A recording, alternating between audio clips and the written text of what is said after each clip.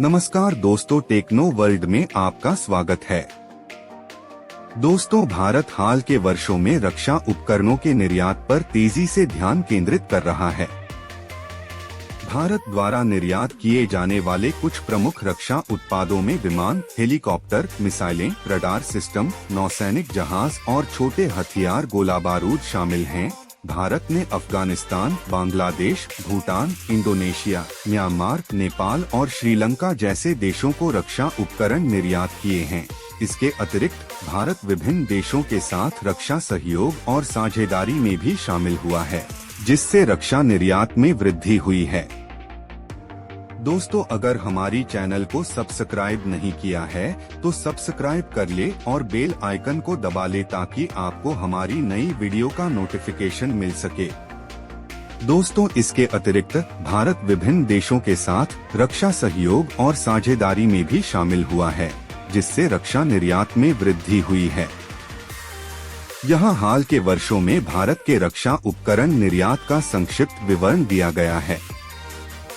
2018 में भारत का रक्षा निर्यात लगभग $1 बिलियन तक पहुंच गया, जो देश के रक्षा उद्योग में एक महत्वपूर्ण मील का पत्थर है। 2019 में एशिया और अफ्रीका के विभिन्न देशों में विमान, मिसाइल और नौसैनिक जहाजों सहित उल्लेखनीय निर्यात के साथ भारत के रक्षा निर्यात में वृद्धि जारी रही। 2020 में कोविड-19 महामारी से उत्पन्न चुनौतियों के बावजूद साझेदार देशों को रक्षा उपकरणों की बिक्री जारी रहने के साथ भारत का रक्षा निर्यात लचीला बना रहा। 2021 में भारत के रक्षा निर्यात में और वृद्धि देखी गई, जिसमें स्वदेशी रक्षा विनिर्माण को बढ़ावा देने और वैश्विक स्तर पर अपने बाजार तक पहुंच का विस्तार करने पर जोर दिया गया।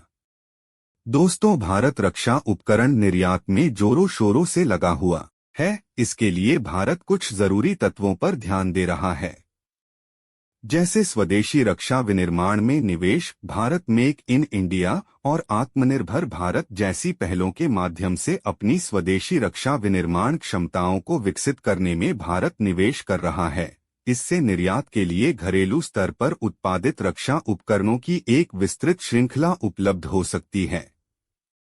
दूसरा है अंतर्राष्ट्रीय साझेदारी और सहयोग। भारत विभिन्न देशों के साथ रणनीतिक रक्षा साझेदारी बना रहा है, जो उसके रक्षा उत्पादों के लिए नए बाजार खोल सकता है। सहयोगी परियोजनाएं और संयुक्त उद्यम वैश्विक रक्षा बाजार में भारत की प्रतिस्पर्धात्मकता को भी बढ़ा सकते हैं। तीसरा है प्रौद्योगिकी और नवाचार पर ध्यान। रक्षा प्रौद्योगिकी में अनुसंधान, विकास और नवाचार पर निरंतर जोर देने से उन्नत रक्षा प्रणालियों और उपकरणों का उत्पादन हो सकता है, जो अंतर्राष्ट्रीय खरीदारों को पसंद आएंगे।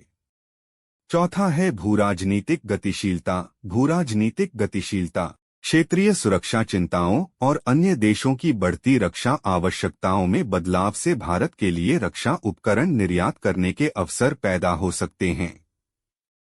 पांचवा है नियामक सुधार। निर्यात नियमों और प्रक्रियाओं को सुव्यवस्थित करने से व्यापार को सुगम बनाया जा सकता है और वैश्विक मंच पर भारत के रक्षा निर्यात को बढ़ावा दिया जा सकता है।